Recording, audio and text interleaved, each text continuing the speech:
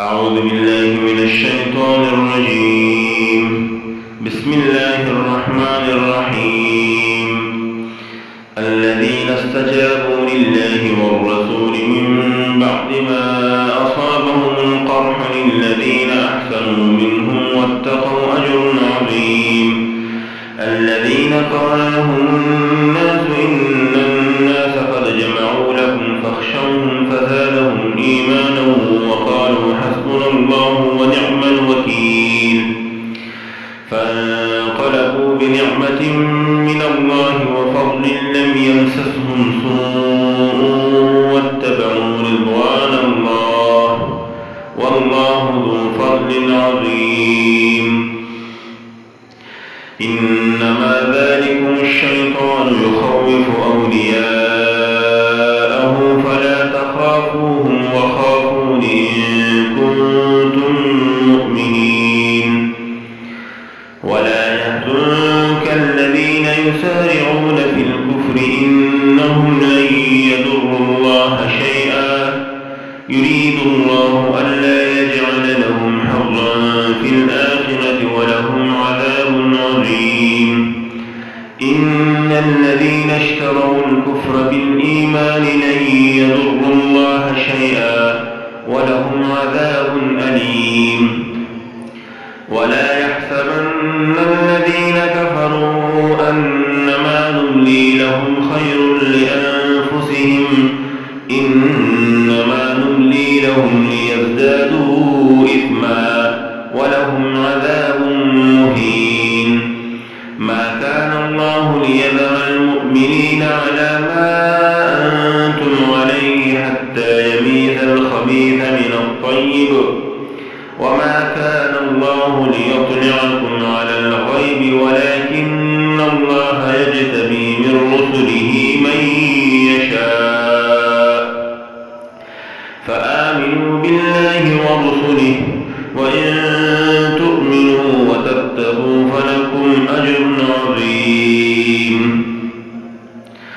ولا يحسبن الذين يبخلون بما آتاهم الله من فضله هو خيرا لهم بل هو شر لهم سيطوقون ما بخلوا به يوم القيامة. ولله ميراث السماوات والأرض والله بما تعملون خبير.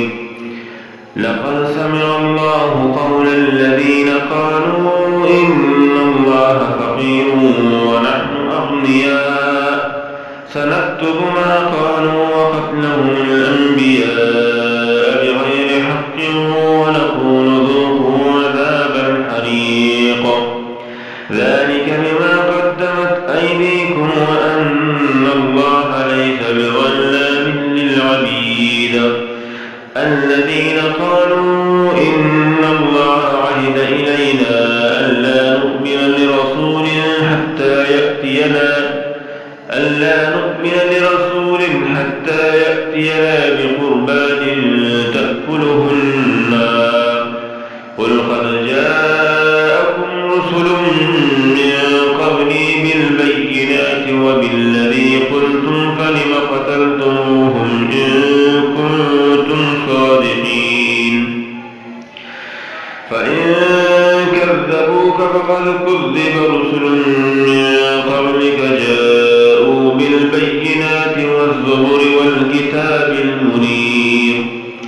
كل نفس ذائقة الموت وإنما توفون أجوركم يوم القيامة فمن زحزح عن النار وأدخل الجنة فقد فاز وما الحياة الدنيا إلا متاع الغرور. لتبلون في أموالكم وأنفسكم ولتسمعن من الذين أوتوا الكتاب من قبلكم ومن الذين أشركوا أذى كثيرا وإن تصبروا وتتقوا فإن ذلك من عزم الأمور. وإذ أخذ الله ميثاق الذين أوتوا الكتاب لتبيننه للناس ولا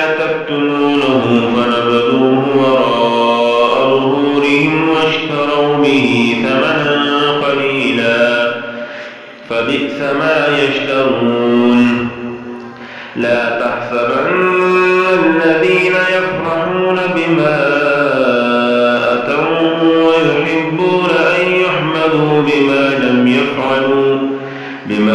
يفعلوا فلا تحسبنهم بمفازة من العذاب ولهم عذاب أليم.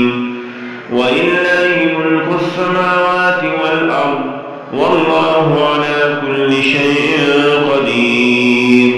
إن في خلق السماوات والأرض واختلاف الليل والنهار لآيات لأولي الألباب الذين يذكرون الله قياما وقعودا وعلى جنوبهم ويتفكرون في خلق السماوات والأرض ربنا ما خلقت هذا باطلا سبحانك فقنا عذاب النار. ربنا إنك من تدخل النار فقد أخزيته وما للظالمين من أنصار. ربنا إننا سمعنا مناديا ينادي للإيمان أن آمنوا بربكم فآمنا. ربنا فاغفر لنا ذنوبنا وكفر عنا سيئاتنا وتوفنا مع الأبرار. ربنا وآتنا ما وعدتنا على رسلك ولا تخزنا يوم القيامة إنك لا تخلف الميعاد. فاستجاب لهم ربهم أني لا أضيع عمل عامل منكم من ذكر أو أنثى بعضكم من بعض فالذين هاجروا وأخرجوا من ديارهم وأوذوا في سبيلي وقاتلوا وقتلوا لأكفرن عنهم سيئاتهم ولأدخلنهم جنات تجري من تحتها الأنهار ثوابا من عند الله والله عنده حسن الثواب. لا يغرنك تقلب الذين كفروا في البلاد متاع قليل ثم مأواهم جهنم وبئس المهاد. لكن الذين اتقوا ربهم لهم جنات تجري من تحتها الأنهار خالدين فيها نزلا من عند الله وما عند الله خير للأبرار. وإن من أهل الكتاب لمن يؤمن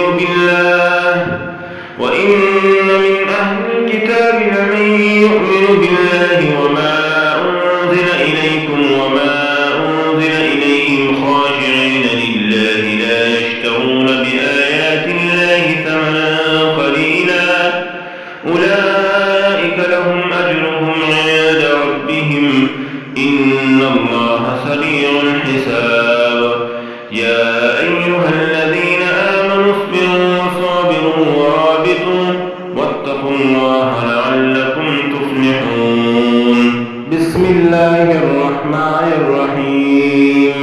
يا أيها الناس اتقوا ربكم الذي خلقكم من نفس واحدة وخلق منها زوجها وبث منهما رجالا كثيرا ونساء واتقوا الله الذي تساءلون به والأرحام إن الله كان عليكم رقيبا.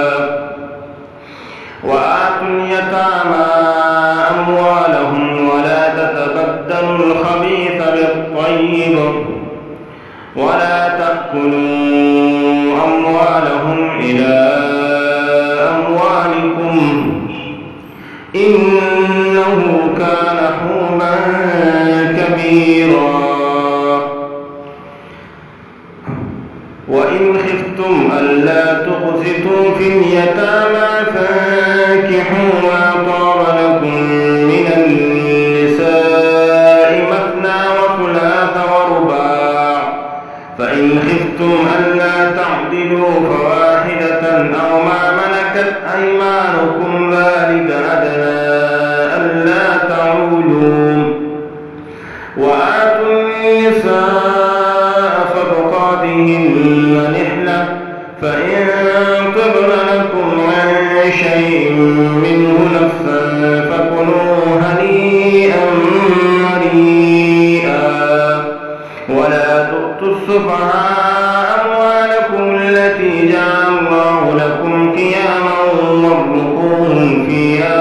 واتقوهم وقولوا لهم قولا معروفا وابتلوا اليتامى حتى إذا بلغوا النكاح فإن آنستم منهم رشدا فادفعوا إليهم أموالهم ولا تأكلوها إسرافا وبدارا أن يكبروا ومن كان غنيا فليستعفف ومن كان فقيرا فليأكل بالمعروف فإذا دفعتم إليهم أموالهم فأشهدوا عليهم وكفى بالله حسيبا للرجال نصيب مما ترك الوالدان والأقربون وللنساء نصيب مما ترك الوالدان والأقربون مما قل منه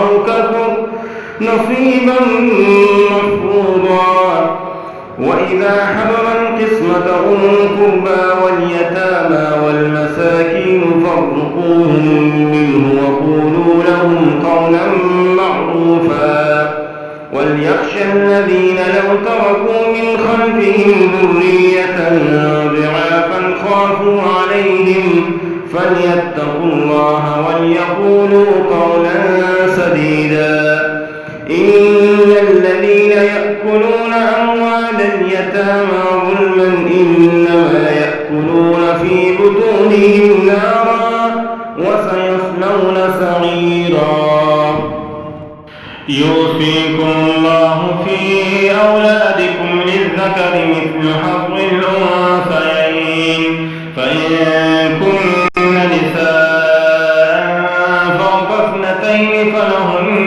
ثلثا ما ترك وإن كانت واحدة فلها النصف ولأبويه لكل واحد منهما السدس مما ترك إن كان له ولد فإن لم يكن له ولد وورثه أبواه فلأمه الثلث فإن كان له إخوة فلأمه السدس من بعد وصية يوصي بها أو دين آباؤكم وأبناؤكم لا تدرون أيهم أقرب لكم نفعا فريضة من الله إن الله كان عليما حكيما ولكم نصف ما ترك أزواجكم إن لم يكن لهن ولد